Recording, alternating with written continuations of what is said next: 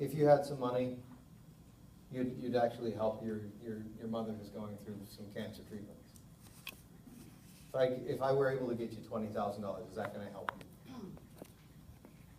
What do you think you'd be able to do with her that you can't do right now? Is that going to help you with some of the co-pays? Is that going to help her beat cancer?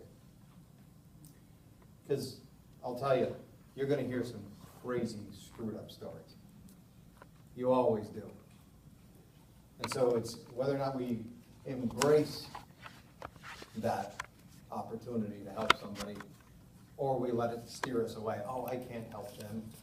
If I take money from them, then that's depriving them of money from cancer therapy. You know what? That's great. But also, if you don't help them, how much closer to cancer therapy are they? They're not. And I mean, I'm not telling you to take advantage of sick people. Help. You have it in your ability to help people. So anyway, we would work through, find what the best person is doing and making it their own, which is absolutely key. Now, modeling,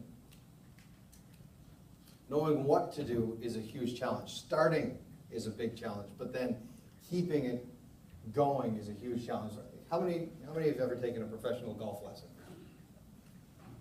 Sweet, tell me about it. I have bad posture. You have bad posture, right. So the club pro comes out, he stands next to you and he says, okay, you gotta do this, you gotta do this, okay, move your hip over here, okay, now, show me your swing, and he goes through this whole thing and he watches you and he makes you do it over and over and over and over and over again until finally he says, okay, you did a great job, and he sends you off on your merry way.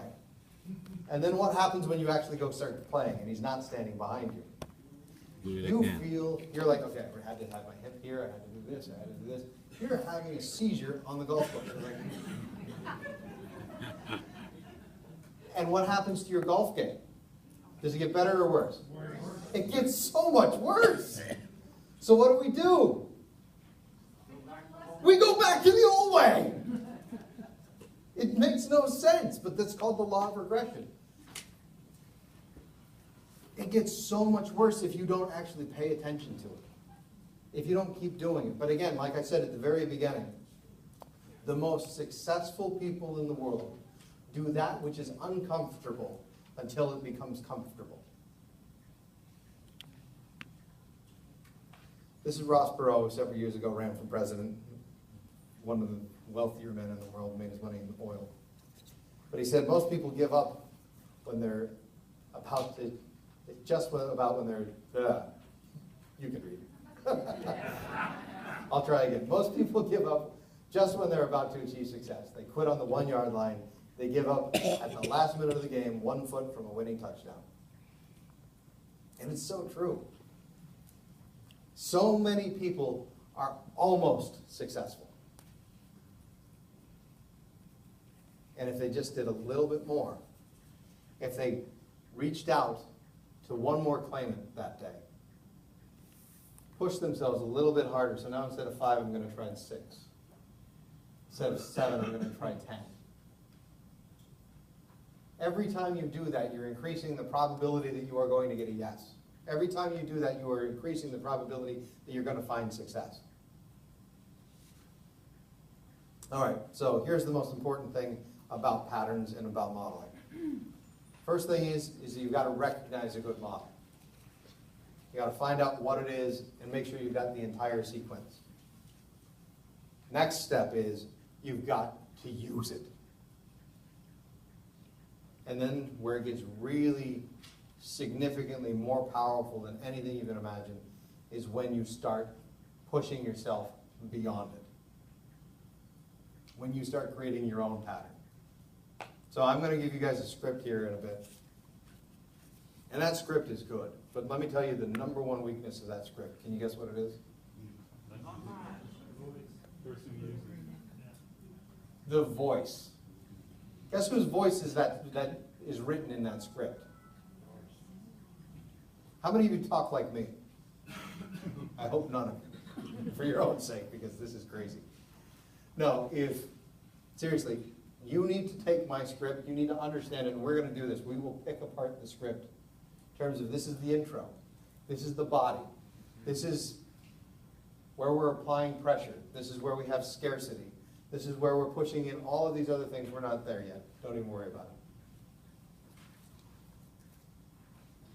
But you're going to need to recreate the script in your own words if you want it to really sound genuine. Because eventually, you're going to flow off script.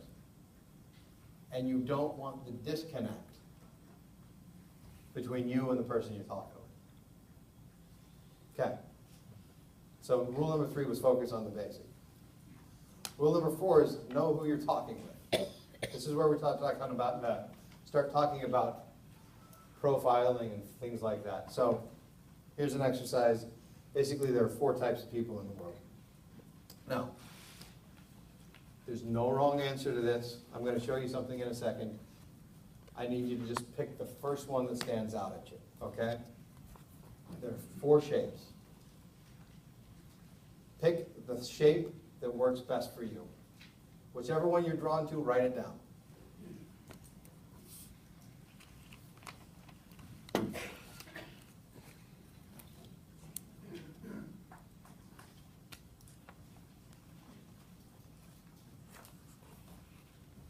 Everyone done? Everyone picked something, the object that they're drawn to. All right. How many of you with circles? How many pick circles? Okay, there's less of you than normal. There's only about 50% of you in this room that pick circle. Circle are visionaries. If you guys are familiar with NLP, how many know NLP? Oh, we're going to have fun. All right, NLP is neuro-linguistic programming. These people tend to be the visuals. In DISC assessments, they are very much in terms of the high I category. They're motivated by vision. You spell something out, they're optimistic by nature. If you can paint a picture for them, they're going to follow it. They're going to... What was that? Some people would call you crazy. But also, these are the people that when you talk to them, you're going to want to let them know what the vision is. So, hey, you know what's going to happen? We're going to go through this, and in a few short months or sooner, I'm going to be able to give you a check. And that check, when that gets into your mailbox or into your hands, that's power. You're going to be able to take that down to your bank. You're going to deposit it. You're going to take care of your bills. You're going to take care of your parents. You're going to take care of, buy that car, buy whatever it is, and I'm going to help you have some of that dignity back that was stolen from you. I'm painting a vision for them. Make sense? I'm using words. I'm going to talk in terms of hypotheticals, and I'm going to make them feel what I'm saying in terms of the vision that I'm giving them. The next group are squares. How many of you have squares? Wow, that few. Seriously, raise them honestly. Okay, this is going to be fun. All right, so square, these are people who are motivated by numbers. I want to know what this is going to cost. Can you give me, you're laughing, is this ringing a bell to you? Nice. So these people they're naturally skeptical. They are a little bit hesitant. They tend to be slightly more pessimistic. They're almost the mirror opposite of the circle. What ends up happening with the square is we're going to focus on the numbers, and we're going to justify the numbers by the numbers. So you know what's going to happen is, yes, you're right, the government owes you probably $50,000. But because of legal fees, because of filing fees, because of research fees, because of other things associated with that, we're going to be lucky if we can get 50 to 55% of that back to you. Now we've explained